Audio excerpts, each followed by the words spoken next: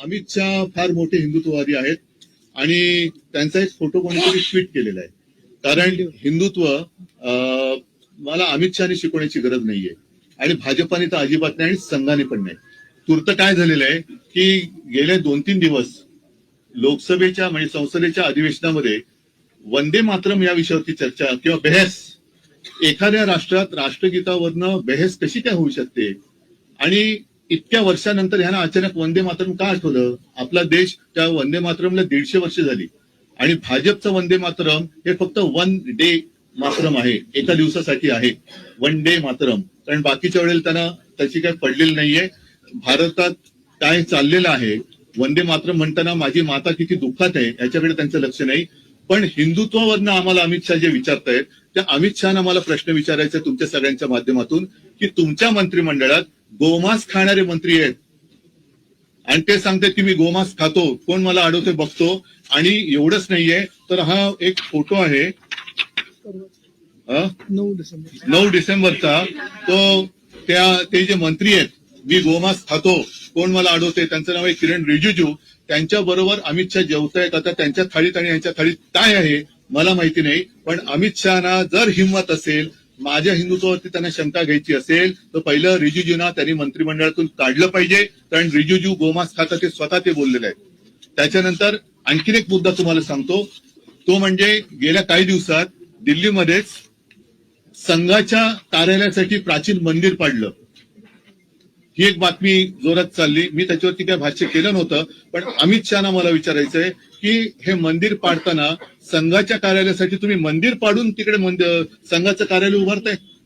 आणि त्याच्याही पलीकडे आणखीन सांगतो, ही सुद्धा गेल्या महिन्यातली एक गोष्ट आहे की मी मुख्यमंत्री असताना जणू काय म्हणजे काय संपूर्ण ती जी घटना घडली त्याला जबाबदार सरकारच आहे अशा पद्धतीने आकाश पाताळ एक केलं गेलं होतं. तो ते प्रकरण म्हणजे पालघरमध्ये घडलेलं साधू हत्याकांडावरनं त्यांनी काही हे सोडले नाही, उद्धव ठाकरेला आणि आमच्या सरकारला बदनाम करायची. त्या साधू हत्याकांडातील संबंधित अशा व्यक्तीला भाजपात घेताना तुमचं हिंदुत्व काय मेलं होतं. लाज वाटली पाहिजे अमित शहाना की त्यांनी माझ्या हिंदुत्वावरती शंका व्यक्त करताना त्यांच्या बुडाखाली जे काही हिंदुत्व आहे ते पहिलं बघायचं आणि मग त्यांनी माझ्यावरती आरोप केले पाहिजेत. या न्यायमूर्तींवरती ज्या काही गोष्टी आहेत ती एका केसमुळे नाहीये, त्यांची आतापर्यंतची जी काही वादग्रस्त वाटचाल आहे त्याच्यावरती काही न्यायमूर्तीने आणि काही माजी न्यायमूर्तींनी सुद्धा आक्षेप घेतलेले आहेत. हा सगळा प्रकार एकत्र केल्यानंतर एका केसवर नाही झालेलं नाहीये. आणि कधीही कुठल्याही बाबतीत म्हणजे त्या मंदिराच्या आवारात दिवा लावण्यावरून हा जो काही वाद आहे, मंदिराच्या आवारात दिवा लावला गेलाच पाहिजे, तिकडे रोषणाई, तिकडे हिंदू सण साजरे झालेच पाहिजे, उत्सव साजरे झालेच पाहिजेत या मताचा मी आहे, माझी शिवसेना आहे. आणि हिंदुत्वावरनं अमित शहानी शिकवू नये. कारण परत एकदा सांगतो की वंदे मातरम ही चर्चा त्यांनी मला असं वाटतं की संघाचे कपडे उतरवण्यासाठी घेतली की काय. कारण त्याच्यावरनं बऱ्याच काही गोष्टी आता बाहेर आल्या.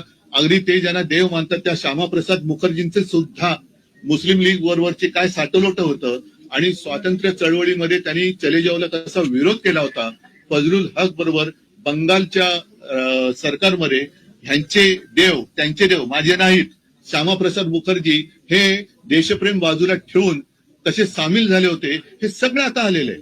आणि 3 ठिकाणी तिकडे त्यांनी मला वाटतं मुस्लिम लीग बरोबर सरकार स्थापन केली होती आणि हे यांचे स्थापन करते, यांचे सिंध सेंट्रल प्रोव्हिन्स आणि 3 हे यांचे राजकारणातले जन्मदाते आणि ते आम्हाला हिंदुत्व शिकवायचं.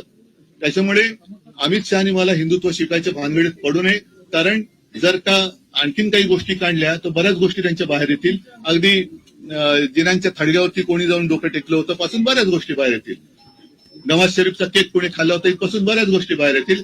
अगदी देशाबरोबर अतिरेकी कारवाया करणाऱ्या पाकिस्तान बरोबर त्यांचा पोरगा क्रिकेट खेळतोय तेव्हा ह्यांचं हिंदुत्व कुठे जातं, कोणत्या टोपीखाली धरतं. अमित शहानी जर जय शाह त्यांचं ऐकत नसेल आणि त्याला हिंदुत्व मान्य नसेल तर तसं सांगायचं की मी हिंदुत्ववादी आहे पण जय शाह हिंदुत्ववादी नाही, तो पाकिस्तान बरोबर क्रिकेट खेळतोय. मग त्याला एकतर त्या क्रिकेट कंट्रोल बोर्डाचा राजीनामा द्यायला लावा, नाहीतर हिंदुत्व तरी स्वीकारा, नाही तर हे तरी स्वीकारा.